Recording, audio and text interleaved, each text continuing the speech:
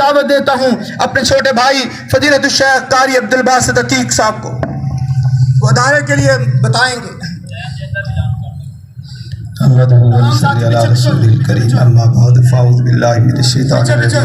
بسم اللہ الرحمن الرحیم، کل نفس ذائقۃ الموت۔ میرے بھائیوں، میرے والد صاحب نے ہمیشہ ہمیں جو سبق دیا ہے وہ نماز کا سبق دیا ہے۔ وہ آخری جو ان کے الفاظ تھے وہ یہی تھے کہ بیٹا نماز کا خیال کرنا، بیٹا نماز کا خیال کرنا، آپس کے اندر اتفاق و اتحاد رکھنا، غریبوں یتیموں مسکینوں کا خیال رکھنا۔ اللہ رب العالمین سے دعا ہے کہ اللہ رب العالمین ہمیں ان کے مشن کو آگے بڑھانے کی اور آخری لمحوں تک دین کی خدمت کرنے کی توفیق عطا فرمائے۔ اور میرے بھائی جتنے جنازے پہ آئے ہیں ہم سب کا شکریہ ادا کرتے ہیں، اللہ ان کو جزائے خیر عطا فرمائے، اور میرے والد محترم کی اللہ مغفرت فرمائے، اور ان کو جنت الفردوس کے اندر اللہ مقام عطا فرمائے۔ بھائی کیا آپ جانتے ہیں کہ ان کی طبیعت کچھ گرم تھی،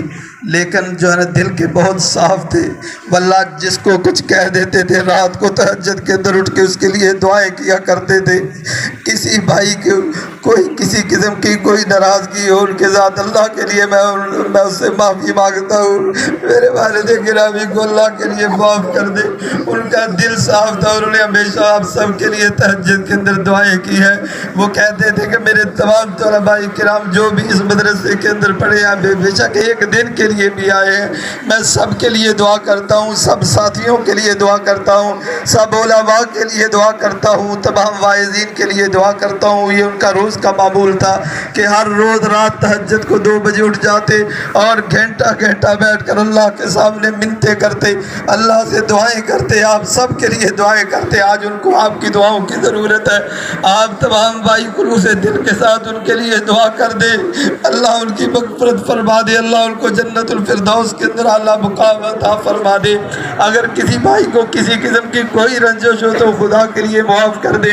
اگر ان کے ذمے کسی قسم کا کوئی لین دین ویسے ہے نہیں، لیکن اگر کسی بھائی کے ساتھ کوئی لین دین ہے تو اس کے ہم ذمہ دار ہیں، انشاءاللہ والعزیز ہم پائی پائی ادا کرنے کے لیے تیار ہیں۔ آپ سے دعا ہے کہ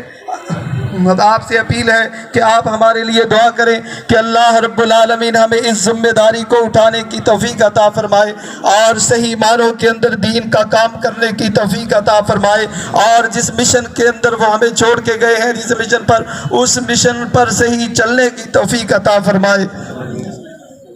اور جو حافظ مسعود عالم صاحب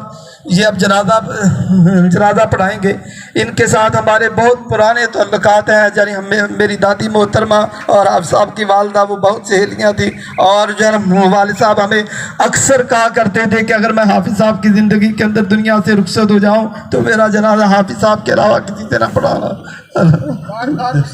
بار بار یہ وصیت کیا کرتے تھے۔